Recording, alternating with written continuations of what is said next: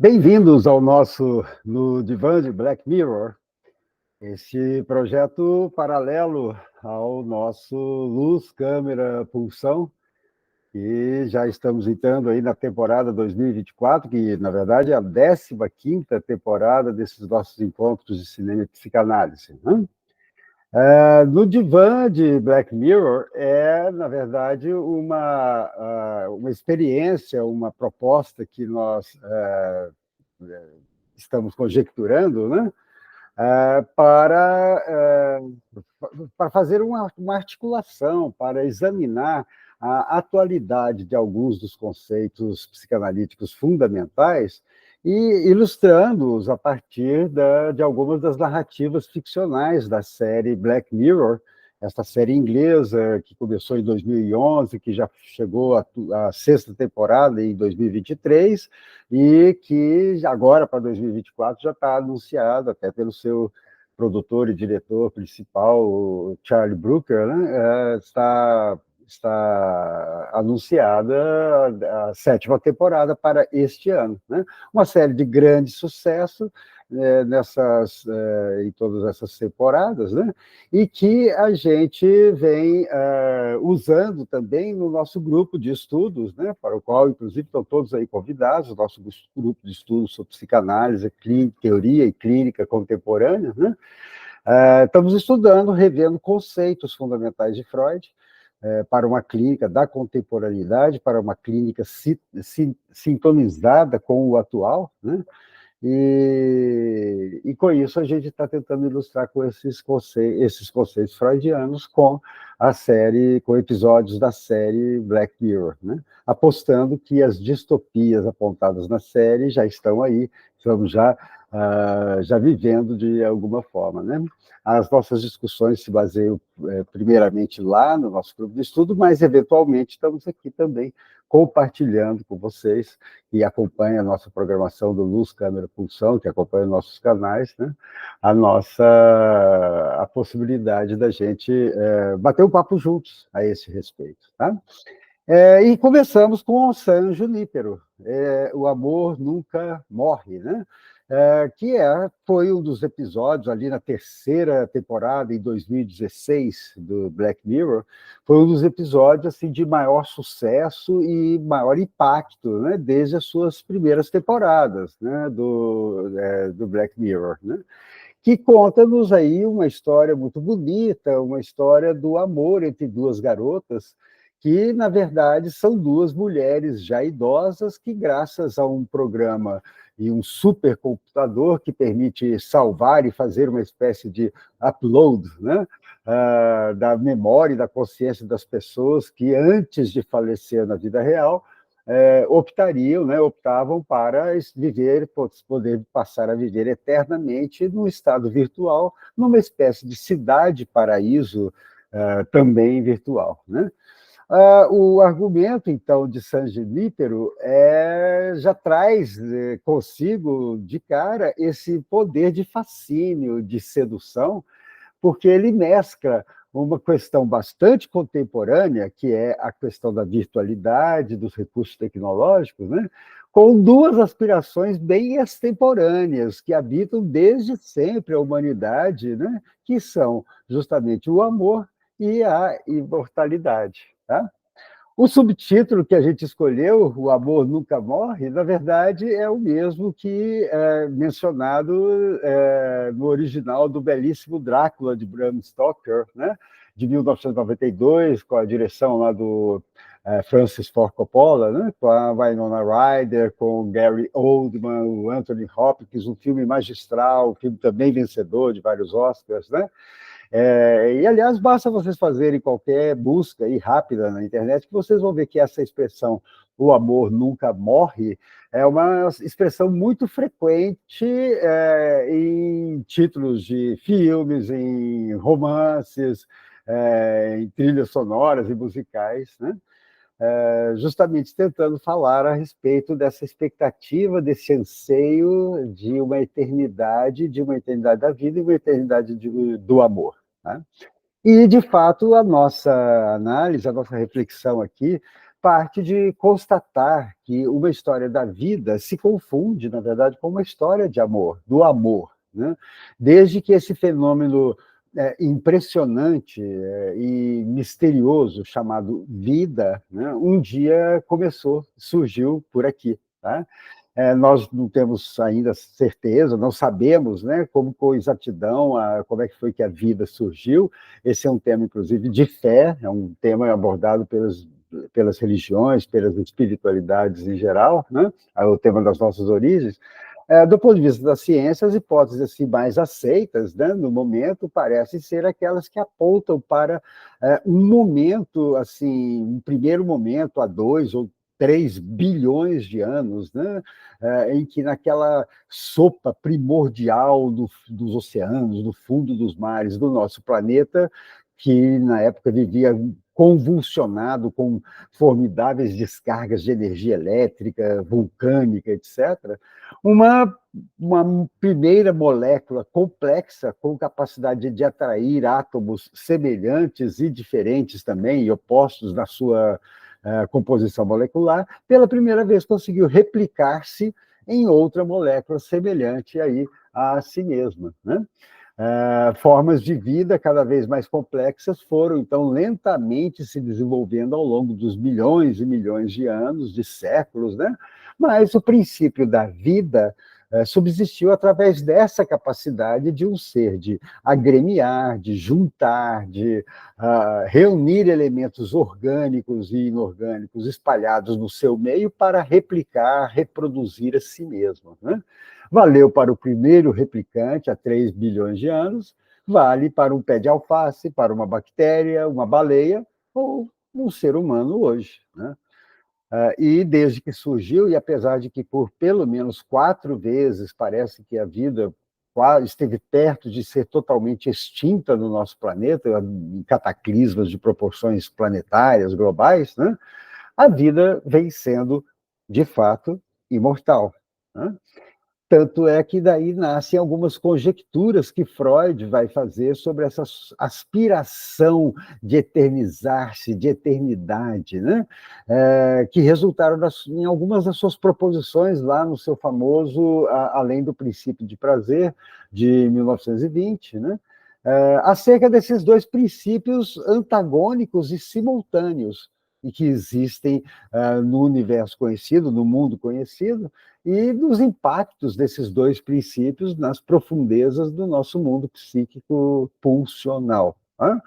Os dois princípios são Eros, esse princípio, vamos dizer, agremiador, esse princípio de reunir, esse princípio reunidor de partículas inertes em formas mais complexas, esse complicador da vida, né?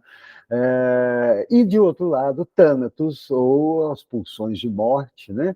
Esta tendência rumo à maior entropia, ao desligamento, à dissolução em formas e moléculas mais simples, cumprindo o destino inexorável de todo organismo vivo, né? E é uma tendência que se cumpre, mesmo enquanto estamos vivos, se cumpre em cada célula que descama da nossa epiderme, glóbulo vermelho do sangue que se extingue, né, paralelamente à renovação das células, ou seja, vida e morte amalgamadas e acontecendo ao mesmo tempo e desde sempre, até que, no caso do indivíduo, né, finalmente Thanatos triunfa com a morte do indivíduo, enquanto Eros triunfa com a sobrevivência da espécie, né? E é a partir, então, dessa compreensão quanto às origens profundas e ancestrais das nossas pulsões de vida, é que vemos o quanto que esse sentimento, que na superficialidade da nossa vida de percepção consciente a gente chama de amor, na verdade, muito mais do que um sentimento ou de um estado psíquico, é uma capacidade psíquica muito complexa, que possui suas fontes nesses estratos muito mais viscerais, pulsionais, primitivos, lá nas profundezas inconscientes do nosso psiquismo, né? Fato é, se a gente vai falar um pouco sobre uma breve história aí do amor, é que na alma humana essa força de insistir em busca enfim, de buscar alguma coisa, não provém das nossas instâncias racionais, intelectuais ou cognitivas superiores, né? Provém de uma camada, de uma instância muito profunda, absolutamente inconsciente, né? Que se chama em psicanálise de isso, ou id, né? Que é a sede das nossas emoções pulsionais mais poderosas e também o grande reservatório da nossa energia psíquica e da nossa libido, né?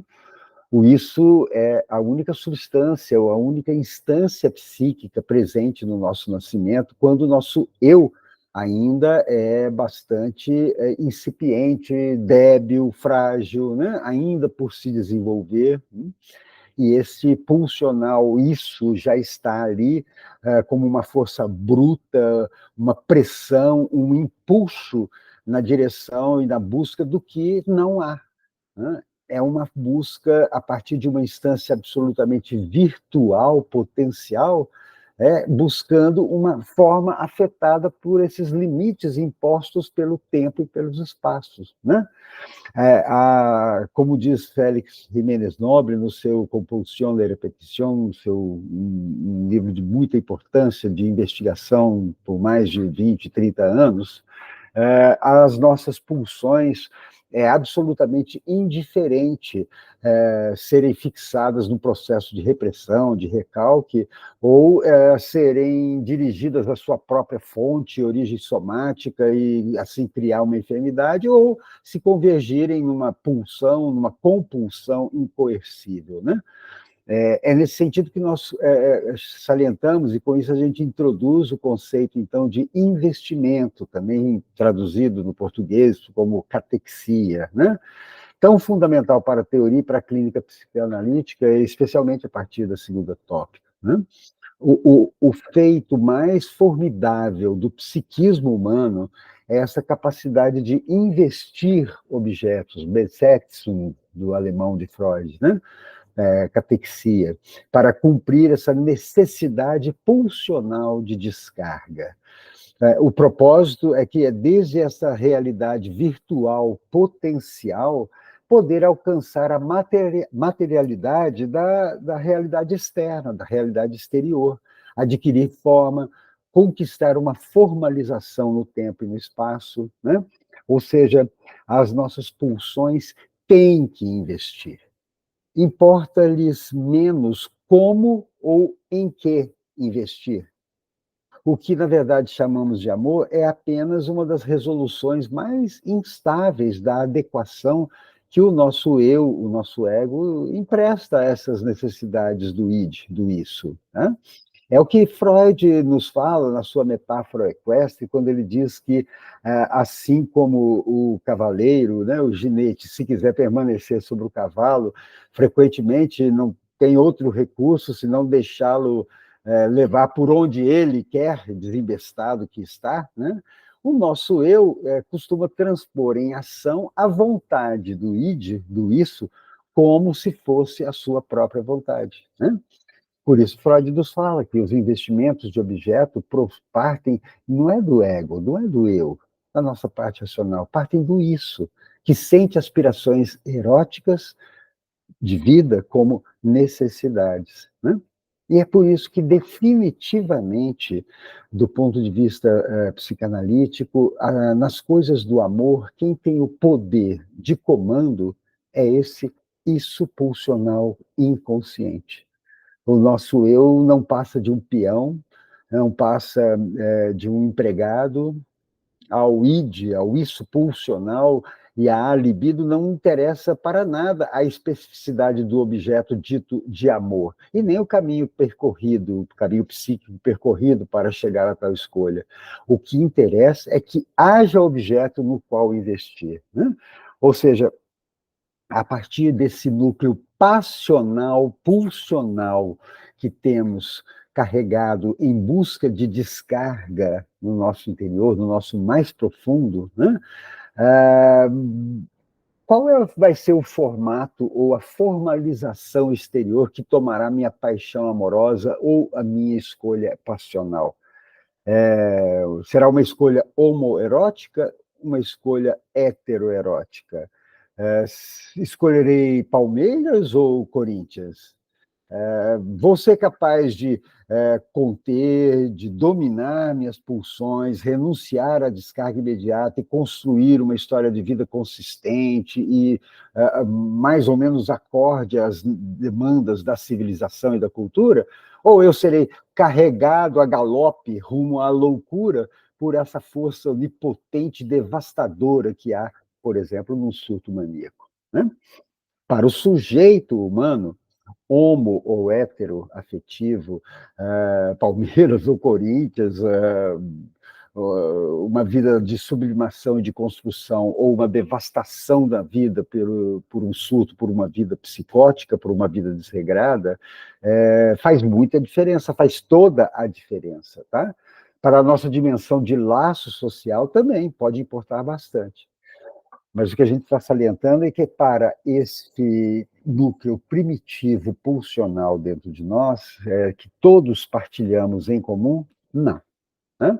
É o que Freud fala e chama a atenção em seus textos a respeito da indiferença quanto ao caminho que vai acontecer essa escolha, os caminhos que percorre a libido em busca de um objeto, e qual o objeto. Isso é indiferente ao nosso núcleo pulsional íntimo. O importante é que aconteça esse caminho, que aconteça essa descarga, né? Daí, por exemplo, a força poderosa que se mobiliza nesses investimentos eróticos. Daí a constatação que se tem todos os dias na clínica a respeito do poder e da intensidade de uma relação de transferência, né? Ou seja, por causa das transferências, essas descargas, essa demanda de descarga, de investimento amoroso, é importante que se consuma, e não importa sobre que pessoas ou sobre que objetos de escolha, né? Se for olhar do ponto de vista do nosso eu racional, consciente, mais afim, mais de acordo, que teria mais a cara do nosso ego, seria persistir com mais exatidão, caprichar mais na escolha do objeto, tá? A via de descarga, o momento da descarga, a adequação das escolhas e dos movimentos, tá? Mas não, definitivamente a psicanálise veio demonstrar que o nosso eu não é soberano em sua própria casa. E essa é, aliás, a terceira grande ferida narcísica da humanidade, como muito bem apontou Freud, né? E é por isso que a loucura erótica, os crimes passionais, ou a reação terapêutica negativa na clínica e outras resoluções trágicas representam apenas algum desses modos que, como o incesto e o parricídio, né, e outros precipitados aí da cultura humana, procuram essa colocação das impressões vitais, né? E, ao impor o interesse da espécie, né, a autoconservação do eu fica colocada de lado. E é o que a gente vê muitas vezes nas escolhas passionais das pessoas, dos seres humanos, do sujeito, né, que busca uma análise, né? Quanto à origem dessa energia libidinal e dos processos constitutivos desse id, desse isso hereditário, o cético e ateu Freud chega até a usar expressões como reencarnação, ressurreição. Olha aí a questão da eternidade, olha aí a questão da vida, tá? Da vida eterna, da imortalidade, né? Esses esquemas da filogênese, né, transmitidos de geração em geração, cuja hipótese já tinha sido lançada, inclusive, lá anos antes, né, no caso do Homem dos Lobos, né, e que Freud vai referir depois, no Eu e o Isso, na consolidação da sua segunda tópica, como sendo essa propriedade do isso hereditário e original, constitutivo do mais profundo no ser humano, ele albergar no seu interior os restos de inumeráveis existências eu, e que não faça senão sacar à luz novamente figuras de outros tempos, estabelecendo dimensões egóicas muito mais antigas e dando até uma ressurreição, né? Ou seja, abre-se assim uma compreensão integrada do ser humano, com a segunda tópica freudiana, né?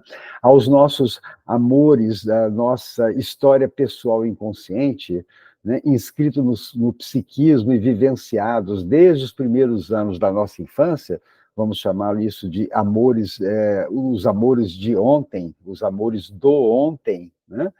Somam-se os resíduos dos incontáveis eus da filogenia decantados através das gerações, que são os amores de antes. Amores de antes que se cumprem e participam na determinação dos amores de ontem. Precipitados trágicos da história da humanidade se condensando e revividos em destinos trágicos nas histórias de vida do indivíduo, né? Esses eus da filogênese como almas penadas buscando adquirir forma na realidade externa. É algo análogo ao narrado do conto, por exemplo, Seis Personagens em Busca, ou A Procura de um Autor, do Luigi Pirandello, né? Ou o mesmo anseio da imortalidade das lendas de vampiros, como o Drácula de Bram Stoker, que a gente citou, né? Algo bastante análogo aos Residentes de San Junípero, como a gente vai ver daqui a um minuto, né? Portanto, o amor, não importa por quê e não importa por quem, o amor é eterno porque Eros é eterno. Porque a vida em nosso planeta, desde que surgiu há 2 ou 3 bilhões de anos, vem sendo eterno. Essa chama de eternidade de vida está no âmago das nossas aspirações pela eternidade. E é até o que o poeta Vinícius, por exemplo, né, captura quando ele versa sobre o amor, dizendo que não seja imortal, posto que é chama, mas que seja infinito enquanto dura, né, enquanto dure. Né? Ou, como diz Freud, né, nunca estamos mais felizes do que quando amamos e nos sentimos verdadeiramente amados. Mas, ao mesmo tempo, nunca estamos mais vulneráveis à dor e ao sofrimento do que quando amamos e perdemos a pessoa amada pela morte ou pelo abandono. Né? O que é o episódio, então, de San Junípero? O episódio começa por nos mostrar, à noite, numa movimentada cidadezinha norte-americana, que aos poucos nos damos conta que se chama San Junípero e que ali se curte, e se curte muito a vida, né? Grupos de pessoas jovens, gente bonita, descolada e alegre, pista de dança cheia no bar chamado Tuckers, né? Carros e pessoas na rua, o figurino, as músicas, há muitos detalhes aí de outdoors na rua, as trilhas sonoras, os carros, as músicas que estão passando nos rádios dos carros, né? Tem muitos detalhes embutidos aí que não daria tempo da gente estar analisando e discutindo aqui, mas todos eles indicam, sem muito esforço, que nós estamos realmente ali nos anos 1980, nós estamos na década de 1980, né? E duas garotas muito diferentes se encontram, né? A Kelly, que é extrovertida, segura de si, que parece bastante à vontade, familiarizada naquele lugar, tá? Enquanto York é uma tímida, meio deslocada, está acabando de chegar, ainda está explorando, né, o lugar, né? E Kelly está sendo procurada ali insistentemente por um rapaz com quem estivera dias antes, mas que agora ela não quer nada. E ela insiste com ele, diz: olha, foi apenas sexo. Semana passada foi semana passada, ela vai dizer, né? Ficam amigas, né? E a Kelly se interessa muito aí pela York e se sente, pinta uma atração entre elas, né? E propõe fazerem amor. York se intimida, recusa, não sem deixar demonstrar que estava sentindo atração também pela Kelly, né? E ela se despede, fala que tem que ir embora, depois se arrepende, mas quando ela volta, ela vira, a Kelly já não mais está, né? E uma semana depois, elas se reencontram, a York vence a timidez o suficiente para pedir ajuda à Kelly. E a Kelly se internece, né? Propõe irem de carro até a casa dela, para a casa de Kelly, né? E fazem amor, né? Para a York é a primeira vez, e agora a York está apaixonada pela Kelly, né? E mais uma semana se passa, Na semana seguinte, Kelly volta, York volta, né, buscando por Kelly e não mais a encontra. Talvez esteja no tal do Quagmire, um lugar lá que eles já tinham mencionado, e é para lá que a York vai em busca da Kelly. Né? Quagmire, no original em inglês, significa lamaçal, atoleiro. No episódio, é uma espécie de uma boate, de um inferninho underground, né? Decadente, aonde no meio do escuro ali está um monte de gente, repleto de gente, fazendo uma atmosfera mista entre gótica, punk, sadomasoquista, né? Exibições eróticas mescladas com sufocamento por sacos plásticos, drogas rolando solta, perversões de todo tipo aparecendo, o mais absoluto império exclusivo e sem limites do princípio de prazer. Né? A York não encontra a Kelly no Quagmire, mas o rapaz que assediava lá naquela primeira noite, né, dá uma dica e fala, olha, procura por ela em outra época, tá? E nesse ponto é que a gente tem uma primeira pista de que tem algo de irreal, ou algo que não está muito normal nessa cidadezinha chamada San Junípero. Né? E saltando, então, para o resumo e a compreensão do argumento do episódio, San Junípero, na verdade, é uma cidade virtual mantida por poderosos servidores e habitada por pessoas reais, né? Mas cuja memória e consciência foram uploaded, foram carregadas, né, virtualmente para uma espécie de nuvem antes de morrerem. Né? Cada morador de São Junípero não passa de um arquivo digital correspondente a uma entre milhares, né, um entre milhares de outros arquivos. Né? 80 a 90% dos moradores são os chamados full-timers, né? Ou residentes já permanentes ali, né? Cuja existência na realidade material se extinguiu. Né? Na verdade, então, são pessoas que já morreram. As demais são chamadas turistas, pessoas que estão testando, fazendo uma espécie de test drive ali da experiência para poder decidir se vão ficar ou não, né, futuramente na residência permanente lá em San Junípero. Né?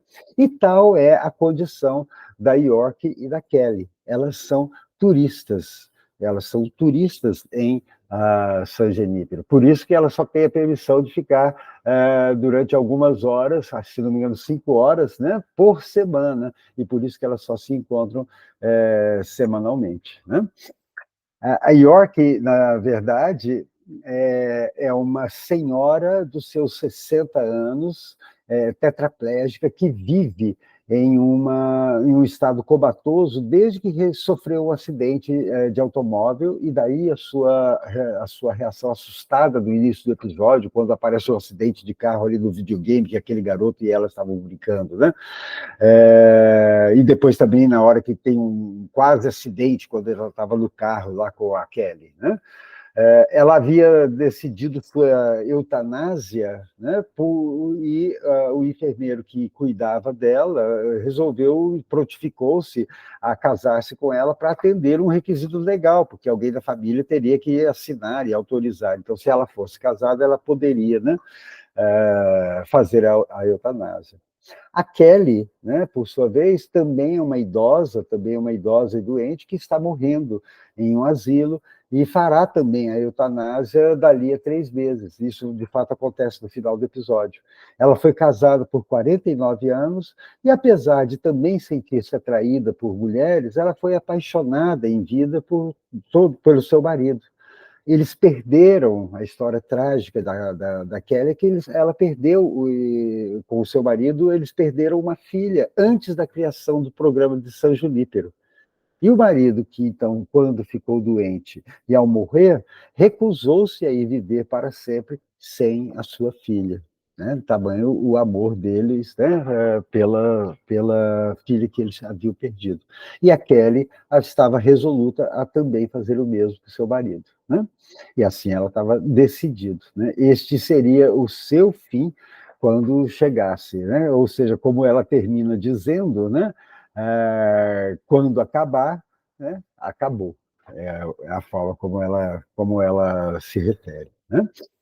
É, nesse sentido, então, é que a gente vê a beleza e a condição bonita, assim, né, de São Junípero, né, é, como um episódio que convida a gente a fazer algumas reflexões, tá? Por exemplo, São Junípero não cumpre apenas o sonho de imortalidade, mas mostra que um grande motivador desse sonho está no desejo que existe em cada um de nós de ter uma segunda chance de viver o que não foi vivido na existência material. Tá?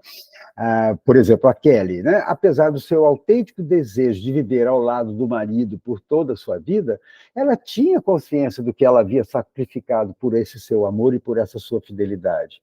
Vários outros desejos haviam sido renunciados em vida, e agora São Junípero lhe permitia vivê-los durante 5 horas por semana antes de partir, antes de morrer. Né?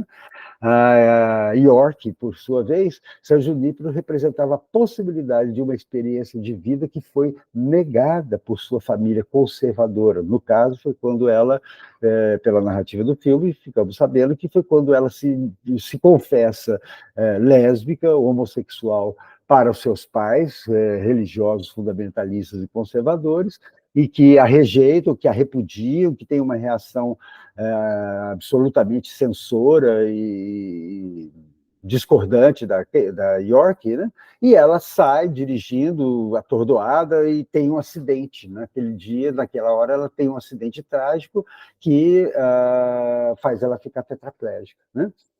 E assim se dava com os demais habitantes, entre permanentes e mortos, e os turistas, né, que estavam em fase de testes, cada um com a sua história poderia assegurar-se de uma existência virtual pós-morte, de uma segunda chance. Né?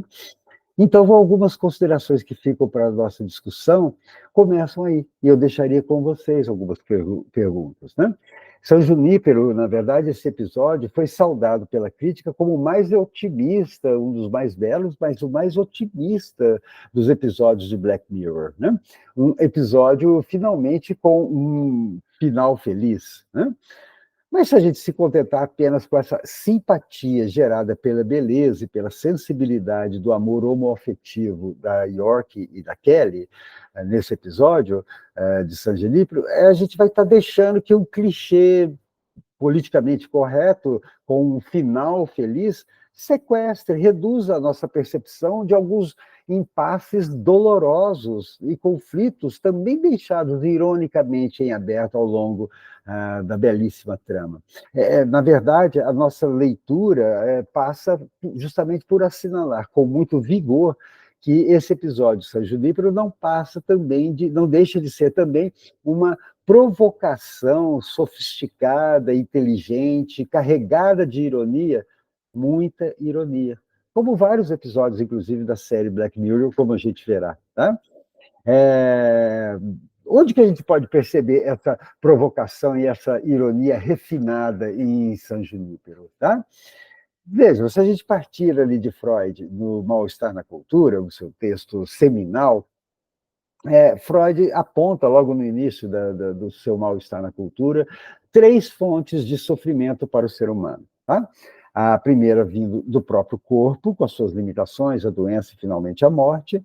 A segunda fonte de sofrimento provém das forças mais poderosas que nós, do ambiente, do mundo exterior, aí incluídas as forças da natureza, né, à nossa volta. E uma terceira fonte que vem de sofrimento, que vem das nossas relações com as outras pessoas. Né? San Junípero só resolveu de forma completa o sofrimento vindo do mundo externo. Ou seja, este paraíso deslumbrante, o set de filmagem, né? Mostrando que foi filmado na cidade do Cabo, na África do Sul. Né? Em San Junípero, acidentes de carro não matam, as chuvas caem, mas não viram furacões devastadores, espelhos quebrados não precisam ser trocados. Tá? O sofrimento do corpo paralítico da York foi anulado, sim, pela incursão virtual da sua consciência, dela, né, e da sua consciência, a San Junípero. Ok, mas o mesmo corpo virtual não mortal se paralisava diante da censura contra o amor homoafetivo que ela levou com ela. Tá? York fica paralisada de angústia na cena de sedução com Kelly no início do episódio, né? E diante da excitação da carícia sensual da Kelly, seu corpo reage, ela recua e foge. Fazendo a gente lembrar que, de fato, o nosso eu é, antes de tudo, um eu-corpo, um eu corporal, como diz Freud, né? E que só pode ser um corpo do prazer e do orgasmo se também for um corpo sujeito a desprazer e a dor.